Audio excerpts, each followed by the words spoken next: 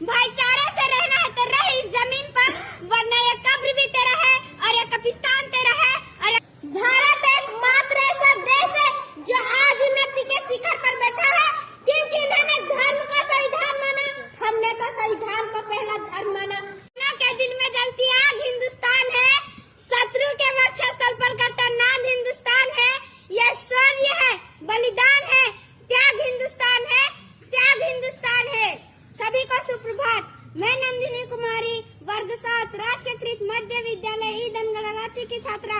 मैं आप सभी के सामने स्वतंत्र गणतंत्र दिवस पर अपने विचारों को रखने के लिए खड़ी हुई हूँ। अगर तू परिंदा है तो ये आसमान तेरा है, अगर तू दरिंदा है तो ये शमशान तेरा है। भाईचारे से रहना है तो रह इस जमीन पर, वरना ये कब्र भी तेरा है और ये कब्रिस्तान तेरा है और ये कब्रिस्तान तेरा है। लेकिन एक देशभक्ति तब आहत होती है जब एक बेटा अपने बूढ़े माँ बाप को वृद्धाश्रम के चौखट पर छोड़ आती है। करा उठती है वह देशभक्ति जब मुसीबत में फंसे लोगों को जान बचाने से ज्यादा हम सेल्फी लेकर अपने लाइफ बढ़ाने में लगे रहते हैं। आज के इस दौर में वह युवा जिसके ऊपर जिम्मेदारी थी अपने देश, अपने समाज, अपने राष्ट्र की आशाओं को बांधे रखने की, वही युवा 4x4 इंच की छोटी सी स्क्रीन पर अपने कोमल उंगलियों की घर्षण मात्र से अपने भावनाओं को इमोजी भेज रही है। 4 बोतल बोध का काम मेरा रोज का कहना भारत का भविष्य तबाह कर रखा है।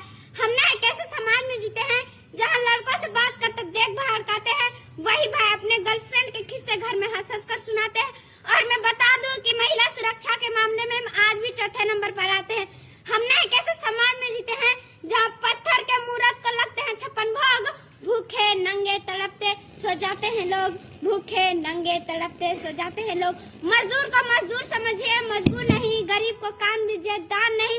और अगर दान देने की इच्छुक है तो जीते जी रक्तदान दीजिए और मरने के बाद अंगदान देकर मरते हुए लोगों को जीवन दान दीजिए। यही है सच्ची देशभक्ति और यही है सच्ची राष्ट्र प्रेम। न सरकार मेरी है न रब मेरा है, न सरकार मेरी है न रब मेरा है और ये न ही बड़ा सा नाम मेरा है। बस इतनी सी बात का गुरूर है मुझे कि मैं भारत की हूँ और ये भारत मेरा है और ये भारत मेरा है। परंतु एक वैचारिक बीमारी हमारे समाज में मुझे नजर आती है।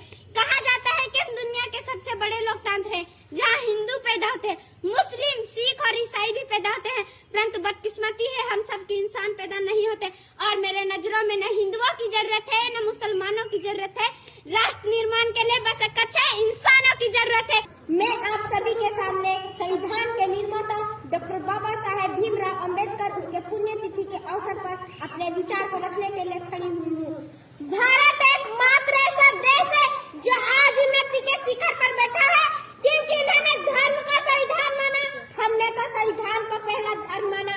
किसी भी जाति का छात्र हो वह सबके सामने बैठकर पढ़ सकता है, खेल सकता है और पानी भी पी सकता है। मान्यवर, मैं अपने वक्तव्य को प्रारंभ करने से पहले इस सभा से प्रश्न पूछना चाहूंगी। वह कौन सी ऐसी चीज है जिसे हम देख तो सकते हैं पर छू नहीं सकते?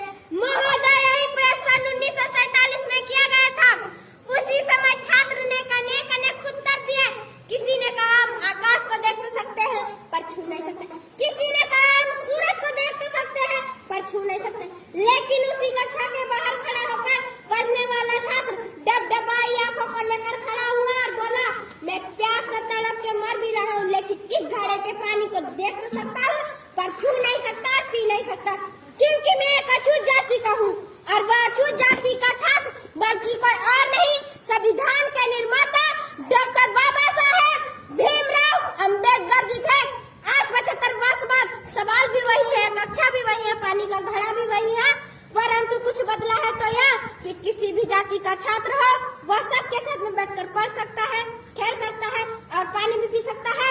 और इतना ही नहीं, उस देश के सर्वोच्च पद पर बैठकर एक महिला आदिवासी के राष्ट्र प्रशस्त कर सकती है। यह ताकत दी हमारी संविधान को। जब जब बात आए अधिकारों पे, संविधान हमारी रक्षा करी है। फिर वह आईपीसी की धारा 377 में जूझ रहे पाटलिमान समाज के लोग हैं। श्रीकांत बोला, दिव्यांग जनों के लिए शिक्षा का अधिकार हो, ठीक वैसे ही महिलाओं के लिए दहेज प्रथा की बात संविधान ने रक्षा कर एक सूत्र में बांधने का कार्य किया है। मान्यवर, लोकतंत्र का खतरा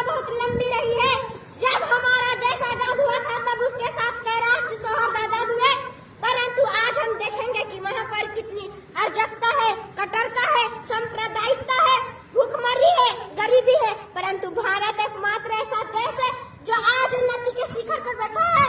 लंदन में मुस्कुराते हुए कवि चर्चिल ने कहा था, ये देश भी आजाद होगा लेकिन टिकेगा नहीं।